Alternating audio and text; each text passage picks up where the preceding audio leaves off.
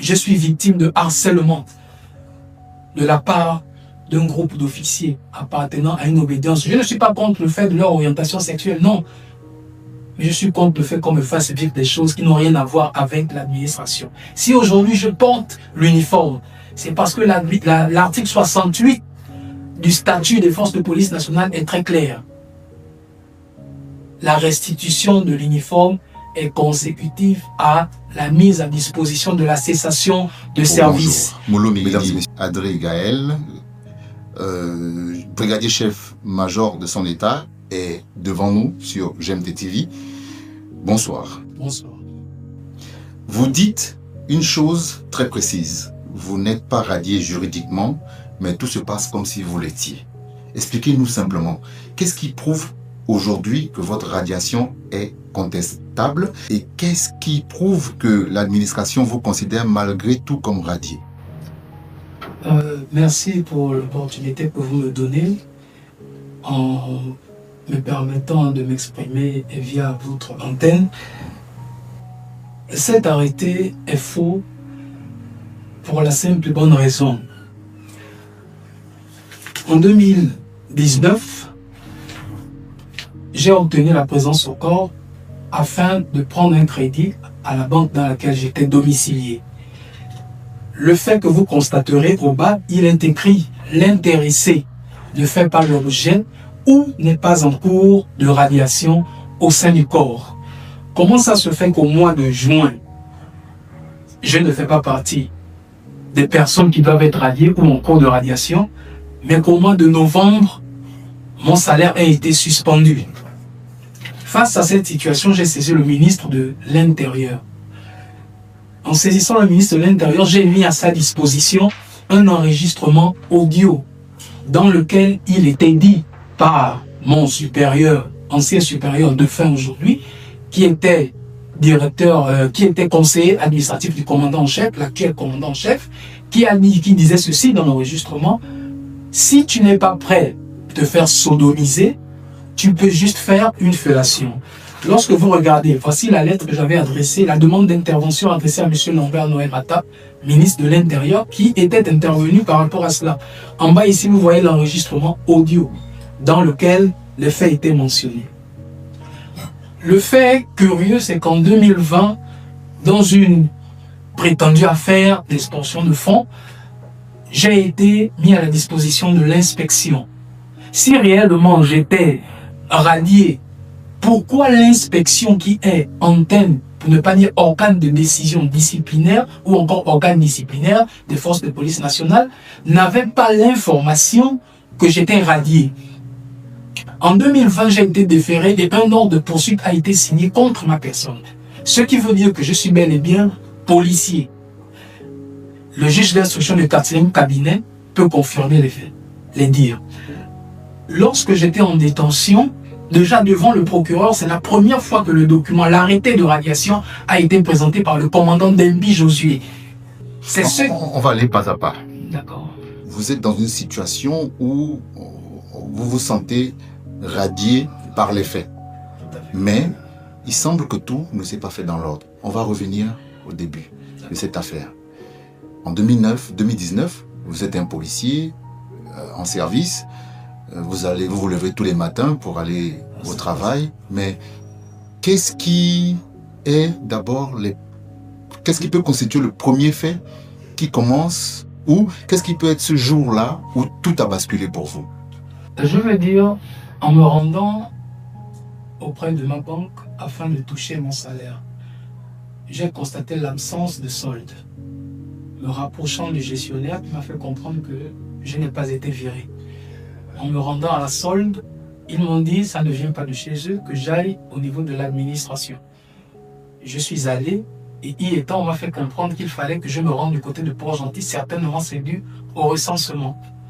Je suis allé à Port-Gentil, et à Port-Gentil, ils ont fait comprendre qu'ils avaient déjà terminé, mais qu'il restait un dernier dispositif du côté d'Oyem. Et je me suis rendu à Oyem. Y étant, le groupe de recensement a fait comprendre que pour qu'on vous recense, il faudrait que votre administration, notamment la direction du personnel, mette à notre disposition des documents qui nous permettraient de vous recenser. Étant revenu sur Libreville, le directeur du personnel m'a fait comprendre qu'il était occupé, qu'on devait voir ça après. Et face au refus de me recevoir, j'ai été obligé de saisir le ministre de l'Intérieur afin de poser le problème. Et le ministre de l'Intérieur a saisi les autorités.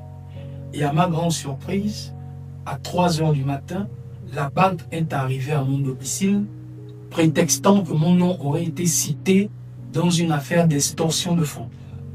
Ils m'ont pris à mon domicile à 3 heures du matin. Ils ont cassé le coffre-fort et n'ont pris seuls des documents qui étaient versés en pièces jointes dans la demande d'intervention adressée au ministre, dont un enregistrement audio qui parlait de harcèlement sexuel, des propositions de mon ancien chef hiérarchique qui disait que si je ne suis pas prêt à me faire sodomiser, mais je peux au moins faire une fellation. Seuls sont les documents qui ont été pris. J'ai été emmené à la BAC le vendredi, dans la nuit du vendredi au samedi.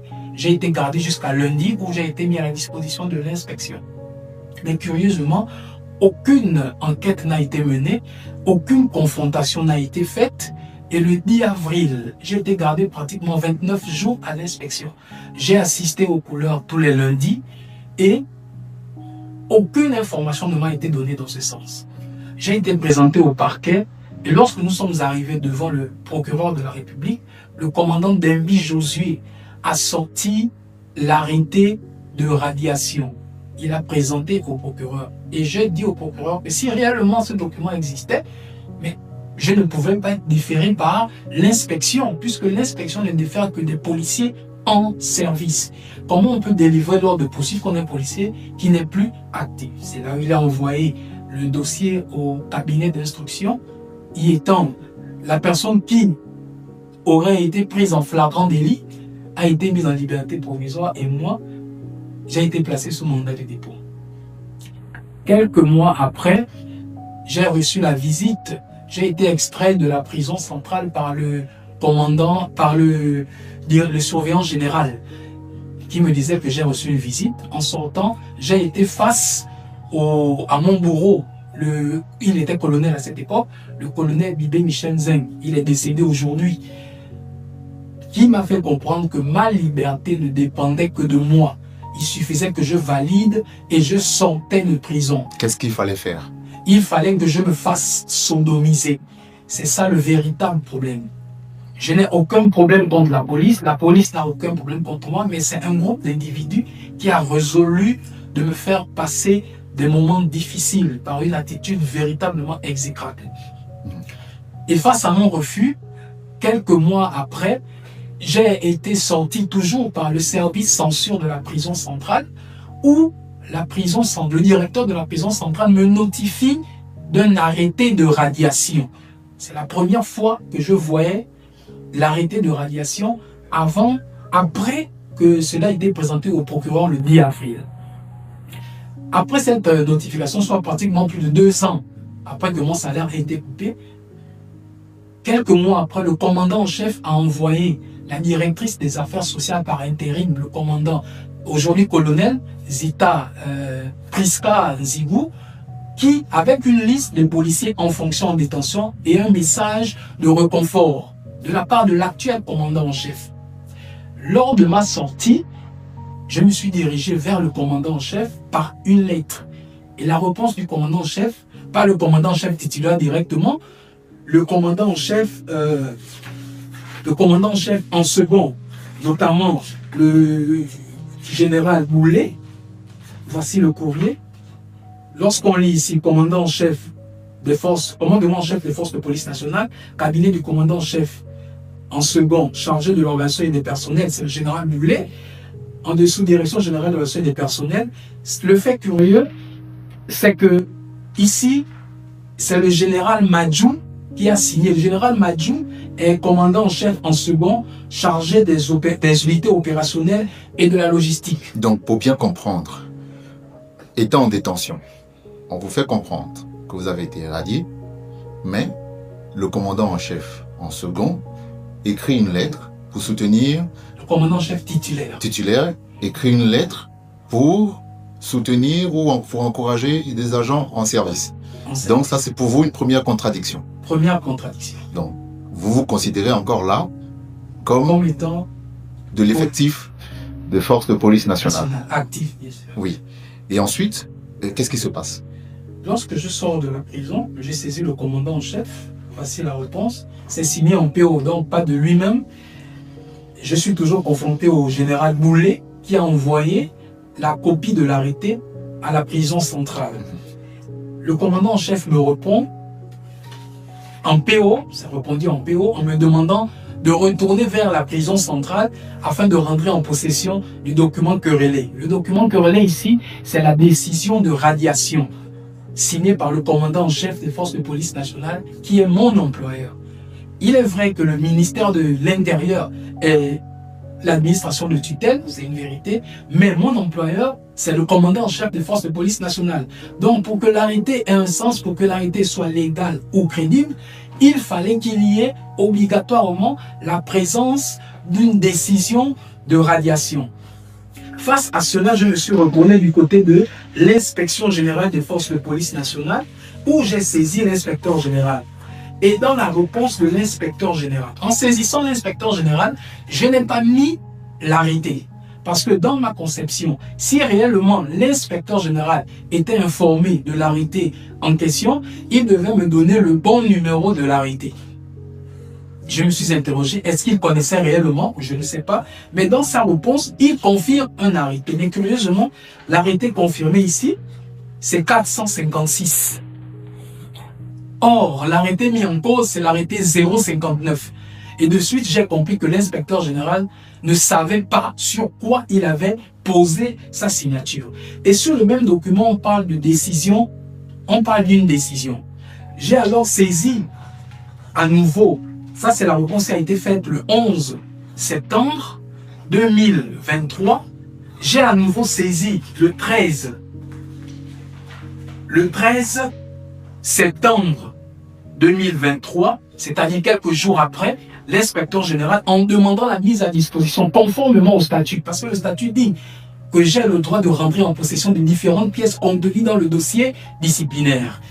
J'ai saisi et là c'est resté lettre morte. C'est ce qui m'a motivé à saisir le ministre de la Justice par courrier et le ministre de la Justice a répondu. Dans sa réponse, il a dit ceci.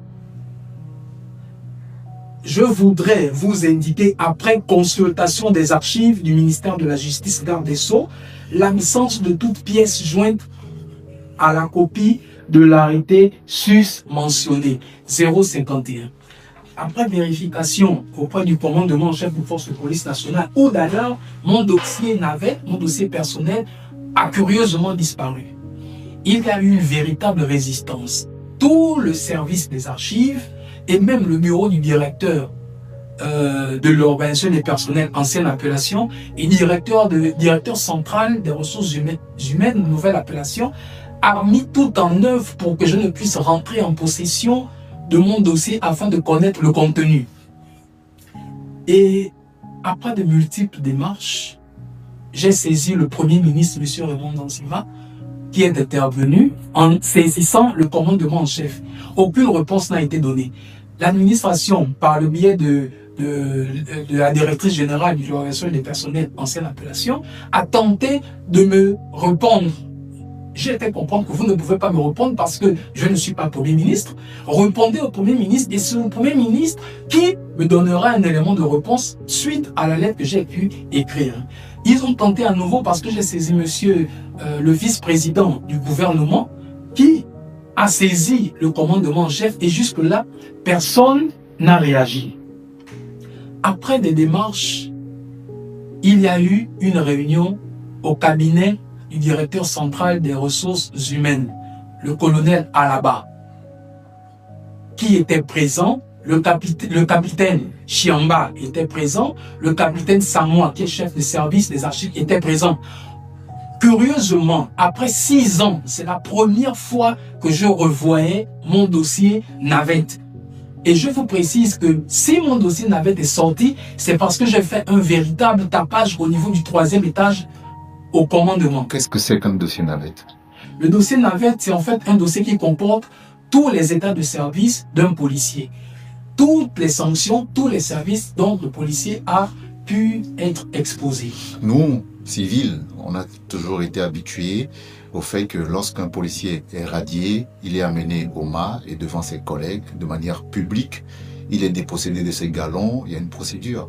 Est-ce que vous avez eu cette procédure? Cela n'a jamais été le cas. Aucune note officielle n'a été publiée. Je vais au ministère, je vais à l'inspection, je vais au commandement. Partout où je vais pour mes démarches, je vais en uniforme. Parce que aucune loi, aucun document administratif ne m'autorise à restituer l'uniforme.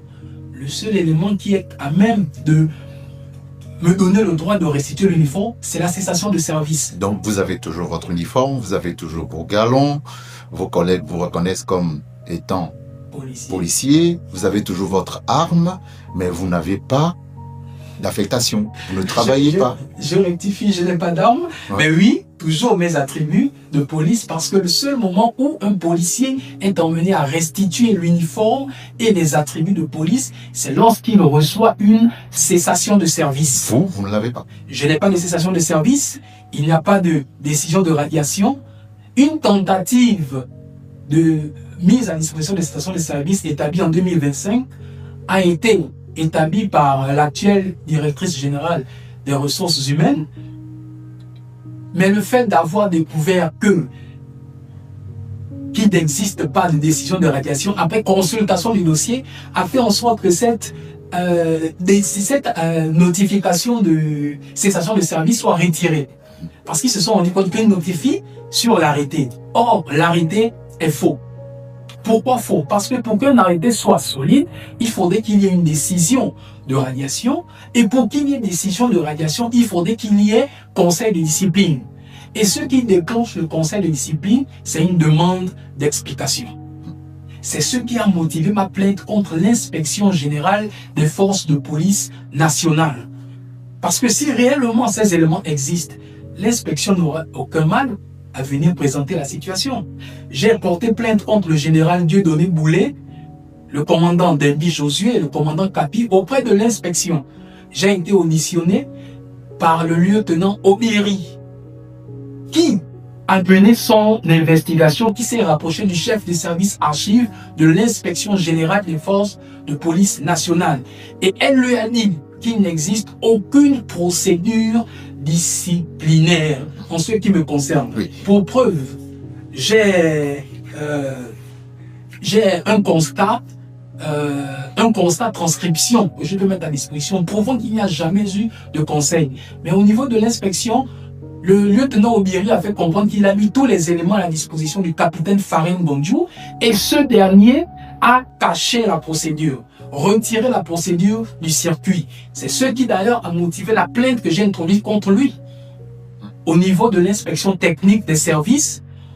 Et l'inspection technique des services a déclaré qu'ils sont incompétents dans la mesure où il est au niveau de l'inspection générale et qu'ils n'ont pas compétence sur l'inspection générale. Donc, vous voudrez comprendre, vous, le moment où tout a basculé, on comprend finalement que c'est, vous l'avez dit, hein, vous accusez un supérieur hiérarchique, de vous avoir exigé des rapports sexuels et parce que vous avez refusé et donc tout a basculé pour vous. Mais depuis 2022, ce supérieur hiérarchique est malheureusement décédé. Mais pourquoi il y a ce plomb au-dessus de vous jusqu'à présent? Déjà, je vais vous dire, ce que je traverse actuellement m'a fait comprendre une chose, et c'est avéré. La résistance autour de cette situation qui aurait pris fin depuis 2022 est due au fait que c'est un réseau. Un réseau de quoi? Un réseau d'homosexuels. Au sein de des forces? Au sein des forces de police nationale, je le confirme. Comment comprendre que des personnes qui sont de véritables hétéros, qui ont des femmes à la maison, puissent soutenir, allant jusqu'à falsifier des documents administratifs, falsifier la signature du commandant en chef pour soutenir un homosexuel? C'est grave ce que vous dites. Je le dis et je pèse mes mots. J'ai accusé, j'ai porté plainte plainte contre le défunt général Bibé. Il était encore vivant, il n'était pas général, il n'était même pas colonel. Si réellement j'aurais diffamé son nom, mais il devait me porter plainte. Pourquoi il ne l'a pas fait? Parce qu'il savait que je tenais une preuve. Parce qu'il savait que j'avais un enregistrement audio contre lui. Voilà pourquoi il a profité de toutes ces promotions pour pouvoir exercer son harcèlement professionnel et moral sur ma personne. Étant aidé par plusieurs officiers supérieurs et généraux. Comment le général Boulet, qui est un officier général assermenté, peut se permettre, il y a l'inspection générale des forces de police nationale qui est là, pourquoi avoir sauté l'inspection ou esquivé l'inspection générale des forces de police nationale pour mettre à disposition la sécurité pénitentiaire? L'excuse, c'est parce que je me trouvais en détention. Mais cela est faux. Il aurait dû envoyer la notification de l'arrêté au niveau de la sécurité pénitentiaire. Et la sécurité pénitentiaire devait me notifier la notification de l'arrêté. Parce que, vu de cette façon, le courrier qui a été fait par le directeur de la prison centrale, le document est là. Le directeur de la prison centrale me notifie directement l'arrêté. Or, la sécurité pénitentiaire n'est pas mon administration. Et conformément à notre statut, le statut des forces de police nationale, tout acte posé contre un policier, en l'absence de l'inspection générale des forces de police nationale, est nul et non avenu. Donc, illégal. Si cette voie a été empruntée par le général Boulet, c'est parce qu'il savait que l'arrêté était faux. J'ai rencontré le général Mouyabi, qui était commandant-chef en second des forces de police nationales, aujourd'hui inspecteur général des services au ministère de l'Intérieur, qui ne se reconnaît pas. Elle reconnaît, c'est vrai, la griffe. C'est sa griffe, mais elle ne reconnaît pas. Avoir eu connaissance de ce document a d'ailleurs fait des révélations de ce que cet arrêté est un arrêté scanné. Ils ont scanné et ils ont simplement posé des informations qui me concernaient. Et cela est avéré. Parce que lorsqu'on regarde la réponse de l'inspecteur général, je ne sais pas s'il a lu le document qu'on a fait signer. On dit en 2018, je suis passé en conseil de discipline. J'avais le grade de sous-brigadier. Or, dans l'arrêté, il est dit ici, ma dernière année de passage, c'était en 2014. Donc 2014, je passe brigadier. Ce qui veut dire que je ne peux pas me retrouver brigadier, sous-brigadier en 2018, à moins qu'on me présente d'une procédure disciplinaire de rétrogradation. Et tout le monde connaît dans les forces de défense et de sécurité. Le président déchu a donné ce qu'on a appelé double crédit dans les forces de défense et de sécurité. J'ai bénéficié. Et c'est ce qui fait de moi un brigadier chef-major des forces de police nationale. Mais si je ne l'étais pas, mais avec la présence au corps, on n'allait pas mentionner, c'est bien mentionné sur la présence au corps, brigadier chef-major, que l'on explique comment j'ai fait pour me retrouver sur un arrêté de flou suspect, brigadier de police. Mais cela... Donc vous montrez un arrêté de radiation que personne ne reconnaît officiellement, dont l'original lui-même est introuvable. L'original n'existe pas, ni au niveau du ministère de la Justice, qui aurait soi-disant pris l'arrêté, ni au niveau du commandement en chef des forces de police nationale. Donc vous dites également que la signature est fausse. Elle est fausse. Elle a été scannée. On voudrait comprendre, depuis 6 ans, vous n'avez pas de solde, pas de statut clair, pas de dossier, des pressions, au contraire, des tentatives d'intimidation. Comment vit-on quand l'État pour lequel on a servi vous laisse dans le vide? Qu'est-ce que cela fait à l'homme que vous êtes, au père que vous êtes, au policier que vous êtes? Ce qui me fait mal, ce sont les souvenirs que je garde de la police. S'il était possible de montrer mon corps, plusieurs personnes auraient créé. 2005, lors de l'élection présidentielle, le carrefour que nous avons baptisé, tous les éléments de l'MP savent, carrefour qu'on a baptisé Mungiri. J'ai subi parce que nous étions dans une cuvette et les projectiles venaient de part et d'autre. Je suis rentré chez moi en calcif orange avec un débardeur et le lendemain, j'étais à mon lieu de travail. Cette même année, j'ai été envoyé à Mounana lors de l'élection présidentielle. Face à la population qui était armée de calibre 12 et de 5,5, le défunt Victor Ngoni Epiga a été roué de coups au niveau de la forêt. Qui est le policier qui est allé le chercher aux mains de ces personnes? C'est bien moi. J'ai risqué ma vie parce que c'est mon travail. Je ne suis pas venu dans les forces de police nationales parce que quelqu'un était fatigué ou lassé de moi. Non. Et aujourd'hui, je comprends pourquoi mon père, qui était officier de police, s'était fâché après moi quand il a appris que j'avais eu le concours de police. C'est pas un parent qui m'a envoyé. Je suis allé à la police par vocation. J'ai été confronté à plusieurs difficultés, je le reconnais.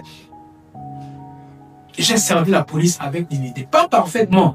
Il y a eu beaucoup d'erreurs, il y a eu beaucoup de fautes, oui. Mais aujourd'hui, l'image qu'on veut donner sur ma personne est une fausse image. Vous êtes déçu? Je suis lourdement déçu. Je suis découragé par ce type de comportement. Je suis père de famille. Depuis 6 ans, je n'arrive pas à vivre. Je préfère épargner les conditions dans lesquelles je vis actuellement. C'est difficile pour moi. Et la question qui me posait lorsque j'arrive, mais toi, on a l'impression que tu n'as aucun problème. C'est comme si pour ces derniers, leur souhait est de me voir dans la misère, dans la souffrance. Et je confirme d'ailleurs, c'est le cas. Parce que quand un officier supérieur dit, là où tu es parti mettre ton corps, cet homme-là sait faire le travail. Mais ce qu'ils oublient, c'est que je suis croyant, je suis chrétien. Je n'ai utilisé que 2 éléments pour les affronter. Ma foi en Dieu et la loi. Parce que je crois que eux, ils étaient motivés par leur désir de détruire ma vie que de regarder au texte. Et aujourd'hui, ils sont confrontés au texte qui les accuse, qui les remet en doute. Vous parlez aujourd'hui d'un réseau au sein des forces de l'ordre et vous dites d'ailleurs craindre pour votre vie. Avez-vous conscience que ces accusations sont d'une extrême gravité et êtes-vous prêt à en répondre devant un juge, preuve à l'appui? Je répondrai devant un juge. Pour ce qui est des preuves, administrativement, il a été démontré qu'il n'existe aucun élément, aucune décision, aucun acte administratif qui autorise l'administration à me maintenir sans salaire. Pour preuve, le 22 avril, j'ai été, avant mon enlèvement, avant la tentative d'enlèvement dont j'ai failli être victime, j'ai été reçu par la directrice générale des ressources humaines et qui a fait venir le colonel Alaba, qui est directeur central des ressources humaines. Le colonel Alaba lui a dit, mon colonel, quand je suis arrivé, j'ai vérifié. Il n'existe aucun élément qui nous autorise à le maintenir sans salaire. Le 22 avril. Et quelques temps après, j'ai adressé un courrier en demandant le rétablissement de mon salaire. Je ne suis pas radié. Le seul problème que j'ai actuellement, c'est le fait que mon salaire ait été coupé de façon frauduleuse. Pas pour des causes administratives ou financières, mais pour une raison d'homosexualité. Je l'ai dit, j'ai dénoncé, j'ai prouvé. C'est vrai qu'aujourd'hui, je n'ai plus cet enregistrement audio, mais il y a des preuves que l'enregistrement audio a été mis à la disposition du ministre de l'Intérieur. C'est que ça bel et bien existé. Pendant des années, vous avez saisi la hiérarchie, les ministères, le Premier ministre, la vice-présidence, sans réponse. Pourquoi avoir choisi les médias aujourd'hui et qu'attendez-vous concrètement de cette exposition médiatique? La raison qui m'a motivé pour passer devant les médias, c'est dû au fait qu'au niveau de l'administration, le commandant-chef réagit, le ministre de l'Intérieur réagit. Donc, ces autorités réagissent bel et bien. Toutes les autorités d'ailleurs que j'ai saisies réagissent. Mais le problème se situe au niveau des services techniques. À ce niveau, toutes les procédures sont bloquées. Depuis 2022, j'ai adressé plus de 40 correspondances qui n'ont jamais connu de suite. Pourquoi je choisis la voie des médias aujourd'hui? Parce que je sais que, administrativement, par courrier, on peut bloquer ou cacher ou soustraire une procédure. Mais au niveau des médias, cela ne peut se faire. Je crie vers le président de la République qui fournit de lourds efforts, certainement qui perd même son temps de sommeil pour pouvoir apporter la dignité, pour restaurer la dignité des Gabonais, pour apporter la tranquillité, la paix au niveau des casernes. Mais que certains, dans ces mêmes casernes, je parle précisément de la police, administration à laquelle j'appartiens, au niveau de certains services, précisément la direction générale des ressources humaines, qui s'attelle à mettre en berne toutes les motivations et toutes les déterminations du président en vue de réussir dans la mission qui s'est donnée, notamment la justice sociale. Comment quelqu'un peut sortir de sa maison en disant à ses enfants « je vais travailler », sachant que quand il va, il exerce une pression qui n'a pas de nom sur un père de famille depuis plus de 6 ans, qui refuse de régler le problème malgré ce qui est dit, qui refuse de donner les documents, de donner la vérité. La soustraction de la vérité est un délit grave au sein de l'administration. Mais il ne s'empêche, sachant que rien ne peut leur arriver. C'est ce qui a été fait. Aujourd'hui, je me tourne vers le président parce que c'est lui qui est le chef suprême des forces de défense et de sécurité. Il est général. C'est un père pour la nation. C'est quelqu'un qui se soucie de la mauvaise condition de vie du Gabonais. Voilà pourquoi j'écris à lui. Il y a un prix à payer par rapport à votre démarche. Chez vous, on parle de grande muette. Vous savez que médiatiser cette affaire peut vous exposer davantage. Si demain cela devait vous coûter votre liberté, votre sécurité ou toute chance de réintégration, regretteriez-vous d'avoir parlé? Je ne regretterai pas. Et puis, les autorités, le président, l'idée de dire que quelque chose de mal va arriver, non, je ne crois pas. Parce que ce que je fais, c'est rendre un lourd service au président de la République qui n'a pas information de ce qui se passe dans des administrations, dans certaines administrations, notamment au niveau de la police, vu la situation que je traverse. Si ce que je dis est faux, il n'y a pas de problème, que l'administration, la direction générale des ressources humaines se présente et qu'elle apporte un élément administratif ou légal qui autorise à me maintenir sans salaire. Déjà que le 19, lors de cette réunion, on a découvert qu'il n'y a pas de décision de radiation, donc que je n'ai pas été radié. L'arrêté n'a pas de sens. Où est passé son original? Le ministre de la Justice dit que ça n'existe en copie. Il n'y a pas de procédure, aucun autre document administratif. Au sein de l'inspection, c'est la même chose. Bon, maintenant, quel est le support légal ou administratif dont dispose la Direction générale des ressources humaines afin de me maintenir sans salaire? Ma sécurité ne peut pas être engagée quand je milite pour la cause du président de la République, pour l'engagement qu'il a pu prendre pour la restauration de l'administration gabonaise. Je ne vois pas pourquoi ma vie sera en danger. Non, si ma vie est en danger, ce n'est pas à cause du président, mais à cause des personnes mises en cause dans les dossiers qui ont tenté de m'enlever, je le dis bien. Je ne dois ma liberté qu'à un désir d'avoir envie de consommer un World Cola. Parce que si ce jour je n'étais pas sorti pour prendre un World Cola, je n'allais jamais savoir, j'allais être surpris dans mon domicile. Mais quelle est la raison? Aucune raison. Nous avons visité avec des autorités au niveau de tous les commissariats d'arrondissement. Aucune plainte n'a été déposée contre moi. Mais pourquoi? Les 2 policiers qui m'ont dépassé ne me connaissaient pas. Mais il y avait 2 autres qui étaient cagoulés. Ces policiers cagoulés me connaissaient. Ce qui veut dire qu'ils ont été mis dans le groupe, ils venaient pour me prendre. Et ça, c'était ce. Mais comme ça échoue, je suis retourné vers la directrice générale des ressources humaines qui m'envoie vers l'INPIJ. Je dis bien des policiers, mais on m'envoie vers l'INPIJ, sachant que l'INPIJ n'a pas compétence sur les policiers, mais c'est plutôt l'inspection générale. Face à cette situation, Monsieur le Président, c'est vrai la grande muette, mais les coups portés sur ma personne, regardant chaque jour mes enfants croupir dans la souffrance, ces coups, ce comportement exécrable de la part de certains supérieurs a redonné la voix à la grande muette que je suis. J'ai gardé le silence pendant 6 ans. Mais vu que cette situation dure, eux-mêmes, ils m'ont donné la possibilité de parler en portant des coups. Aujourd'hui, je passe des moments difficiles. Je vis dans des conditions inexplicables. Voilà pourquoi je me tourne vers vous afin de mettre cette affaire à nu. Je suis prêt à aller partout. Si ce que je dis est faux, qu'ils aillent me porter plainte. Je viendrai devant les autorités. Je viendrai devant les juges, devant le procureur. D'ailleurs, je vous informe qu'une procédure judiciaire contre ces derniers a été lancée. Elle est en cours. Je me tais aujourd'hui pour le secret de l'instruction. Mais c'est en cours. Parce que cette situation n'a que trop duré.